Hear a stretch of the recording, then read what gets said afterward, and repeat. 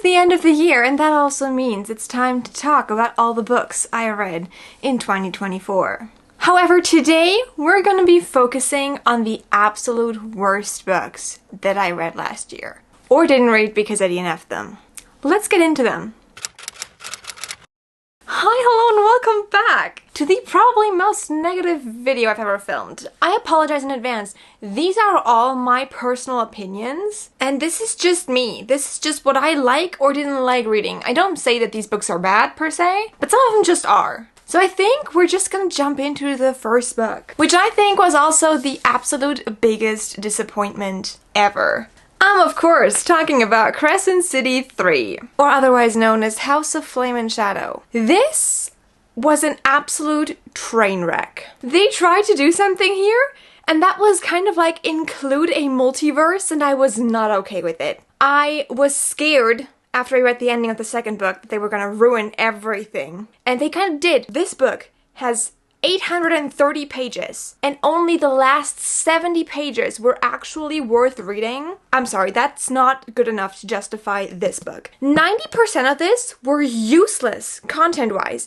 I hated, absolutely hated, when a book, specifically a fantasy book, has plot lines that are not actually helping to progress within the plot. It's the worst. I don't know what happened to make this book turn out to be so bad, but it was. It was just so bad. I'm not even here to justify anything. This book was bad. It was poorly written, and the plot was actually also not very good. I wish I had just stopped reading and read a summary instead, because this was not worth my time. And I actually don't want to talk about it anymore because it makes me really, really angry. Also, I forgot to turn on the lights behind me. Here we go. Didn't change anything, but it looks cuter. Let's stick with the topic of horrible sequels and move to another disappointment, Ruthless Vows. Now, Ruthless Vows wasn't actually like the worst book ever. It was just the most boring book ever. This book felt like they were just repeating the first one, but make it worse. It kind of gave the same feeling when you're like in school and you're trying to copy someone's homework, and they're like, but change it a little bit. In this case, they were just copying the first book, and they changed it a little bit, and it was just not good enough. I hate the amnesia trope, and that's what this book starts with. It just wasn't good. It was super, super boring, and I was really not into it. I was really not rooting for the characters, even though I should, because I loved them so much in the previous book. It was just overall a disaster, and I was not ready for it. I was not here for it. I was just annoyed. Really, really, really annoyed. Please tell me that you at least liked one of the books that I hated, because I would hate for all of these books to just be bad. I feel like we need to move on a little bit, and we're moving on to another fan favorite, The Striker by Anna Huang. I tried. I really did try to love this, and I couldn't. It was not because of the plot. The plot actually sounded like something that would be really fun. It was for the first time in my life, well, not for the first time, but it was because of the writing. I couldn't deal with the dialogues. This book was so cringe, and I was just sitting there and cringing outward, and I couldn't do it. I couldn't finish it. Some of the lines in this were so horrible that I was just constantly thinking, why am I doing this to myself? Why am I torturing myself through reading this book? And the entire time I was like hoping for it to be over. And then they kissed for the first time, and I was just done. I was so done. Like, I read monster romance in my free time, okay? And I enjoy it. So my level of uncomfortable is somewhere out in the open, right? But this made me so uncomfortable that I couldn't finish the book. And I don't know if about you. I don't know if you enjoyed The Striker. I don't know if you've tried. I don't know if you read it, okay? But I couldn't do it for the life of me. It just wasn't something that I was into. I mean, that's okay, right? That's fine. And also, why is it so thick? When did we start making romance books this thick? How long can you drag a romance on? Like in fantasy books, sure, there's a side plot, there's world building. You need more pages. If there is anything other than romance in this, you also need more pages. But if it's just romance, it gets super boring sometimes, if it's not done well. So, no. This was a no from me. It was just bad. Sticking with the romance books that were just bad, I had to torture myself through this. This is Magnolia Park's Into the Dark. This is the 5th book in the Magnolia Park series. I read these all in like April, I want to say. Well, probably not April, but at the beginning of the year, alright? I read the entire series and I just couldn't deal with this one. I really kind of liked the first book. I absolutely adored the Daisy Hates books, like they were so good. But this one, I think it's just that I hate Magnolia and I hate BJ. So obviously I didn't like this book. I listened to the audiobook because I couldn't even bear reading this. It was just so hard for me. I was so not invested. I didn't care one bit, and I hated Magnolia so much because she was just, I didn't like her. Okay, I know she's had trauma in her life. I know. So much trauma, so many horrible things that happened to her, but she's just a horrible person. I don't like her. I don't like Magnolia. If you like her, please like her. For me, like her more, because we have to balance it out, right? I hated her so much. This is going on the pile of books that I didn't enjoy. One book that came out this year that I didn't like was A Novel Love Story by Ashley Poston. I absolutely adored The Dead Romantics by Ashley Poston, so every time she brings out a new book, I'm like, I'm gonna love it. And every time, I'm disappointed. I did not like The 7-Year Slip, and I also didn't like A Novel Love Story.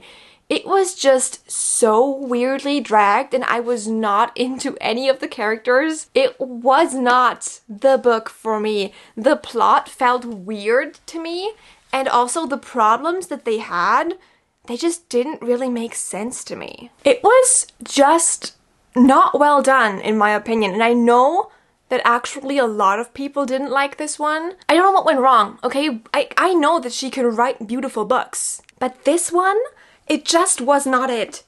The plot was alright. I just hated it. I just did not like the characters. I did not have a good time. I didn't. I don't remember the last time I wanted to DNF a book so much like I wanted to DNF Rootbound. I don't know what it was about this. I thought I was going into this with a cute cowboy romance small town thing, right? Like the ones we all love. And I was so disappointed. It wasn't necessarily the plotline. That one was fine. It's very hard to mess up small town cowboy romance. Technically, you just need to copy all the other ones, right? It's not that hard. However, what bothered me the most about this was the writing style. The amount of times that this author broke the fourth wall and the female main character was talking directly to me, I hated it so much. I don't know why and when this started, but breaking the fourth wall is just not something that I'm comfortable with. I want my characters to be inside of my books and stay inside of my books. They have no business talking to me. As soon as somebody is like, well, dear reader, what do you think? I'm like, who are you? The only person that gets to call me dear reader is Lady Whistledown, and that's it. I didn't like it, okay? And I've been so terrified of reading any of her other books because I'm scared that they will be just like this one and they'll all be a disappointment. Does that make sense to anybody? Because it certainly makes a lot of sense to me. But if you've read any of the other books, please tell me that they're better. Please just tell me that this is her worst book and all the other ones are incredible because I really want to read them. I have them on my shelf, right? They're over there. I just really disliked this book and these characters. Let's get into some Kindle Unlimited books that were an absolute no-go for me. The Priest. I should have known this when I picked it up, that this would be super outside my comfort zone. I thought, well, no, I'm actually like getting into like the spicy romances. I'm good. Nothing can stop me. This stopped me. He is a priest and she's new in town, I think.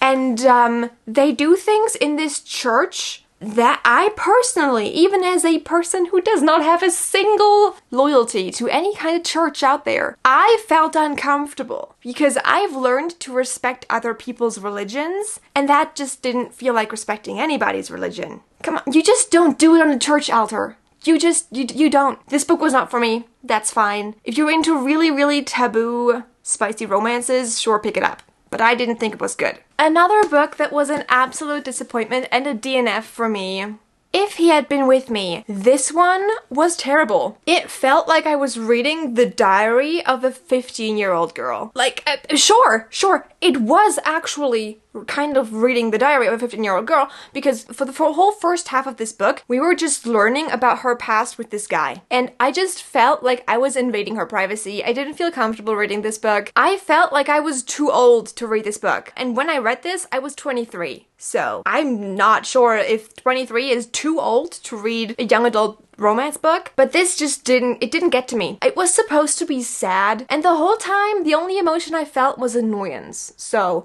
no, this was not a good book. I would not recommend it, and I hated it. Every second of it. I read another book that I DNF'd the second I opened it. This was it. This was MAA The Godfather. I DNF'd this after 1 second because the female main character was not 18.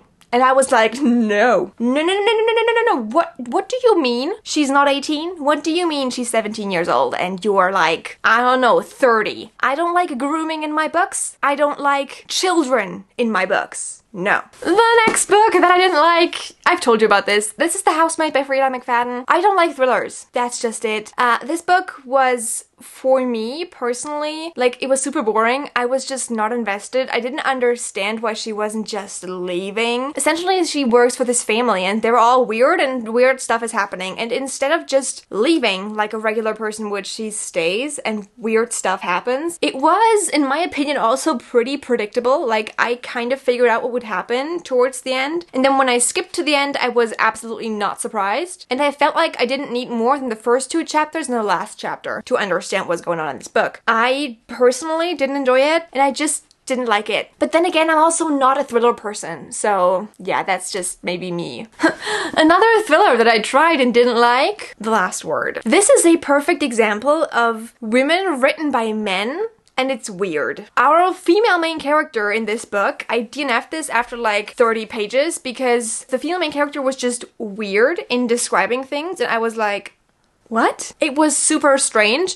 And then the thing that pushed me over the edge for this one is that she has a dog, right? She has a Labrador, and the Labrador wasn't eating, and I was like, no matter what this dog feels or smells or thinks, the Labrador will eat. And it disturbed me to the point that I remembered why I hated the book so much, and I just continued to hate it. Yeah, let's talk about something else. Alright, another book that I didn't like was Addicted to You. This was because of the plot. I need to tell you a little bit of a backstory about this.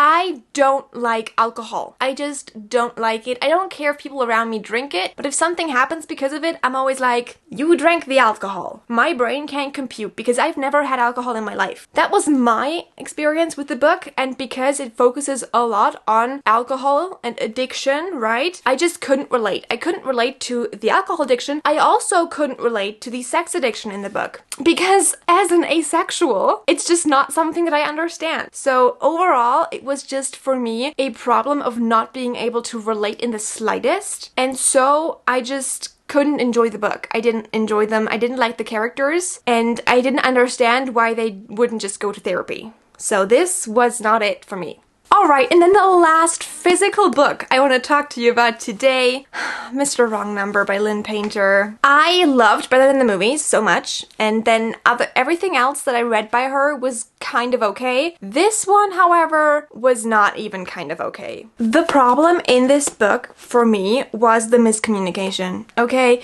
They tried and they failed to communicate so many times, and it just made me want to throw this book across the room and at the wall. Like, I was done. I was fed up with it. I didn't care, and I hated it most of this. I also could not relate to Olive, the main character, at all. Usually, I love, like, my brother's best friend stories. This time, I hated it, and I just was hoping for it to be over the entire time while I read the book, which it just isn't an ideal situation in any way. This was not actually it for me. The next book that I read and did not like was this. This is the Torn and Bound Together duet. Book 1 and book 2, both of them were not it. For the first book, I was just super angry at them. This is about the characters being in a polyamorous relationship, which in itself is great, but the characters themselves, it took them the entire first book, and it was just a whole, oh my god, who am I choosing? It was just a whole love triangle. And then the second book was just spice, and I was was like sitting there and I was like, excuse me, where is the plot? It's missing. I know that this is technically not a book where you're expecting a lot of plot, right? But I was expecting plot and I didn't get it, so I was angry. And then last but not least, Unhinged. I made an entire video on this book this year, and it was supposed to be fun, and that's what it kind of did, but at the same time, I think I kind of unhinged my jaw while reading this, because it was just weird. It wasn't unhinged, right? Unhinged is falling in love with the Loch Ness Monster. This was a door. I think it's weird that the male main character is a door, and that the only way to break his curse is to be intimate with the doorknob. It's just weird. It's just weird. It's not unhinged anymore. It's not cute in any way. It's just weird. So, no, this was also not my kind of book. However, if you're looking for something that's completely weird, off the rails, and fun if you don't think too much, Unhinged. Anyway, those were the worst books I read this year. I don't know what to say, okay? I hate being so negative, and I also hate being so negative this close to Christmas, but I am. And now I'm kind of angry, so that didn't work out well. But I hope you enjoyed the video nonetheless, because I kind of did. Sometimes I do love a good rant, and this was definitely a good rant. So I hope you enjoyed it. If you did, remember to leave a like and subscribe if you don't already, and I'll see you for the next video that I make. Goodbye, everybody. I'm pretty sure I forgot some books. I am so sure. Like, I would put my hand in fire to tell you that I forgot about books. Because for some reason, I stopped my reading journal in the middle of the year and it just happened. I forgot about books. And that's fine, but also not really, because I wanted to tell you about all the horrible books I read. Some of these weren't even that bad, they were just really disappointing because my hopes were so high. I'm gonna go and do something more positive. Bye!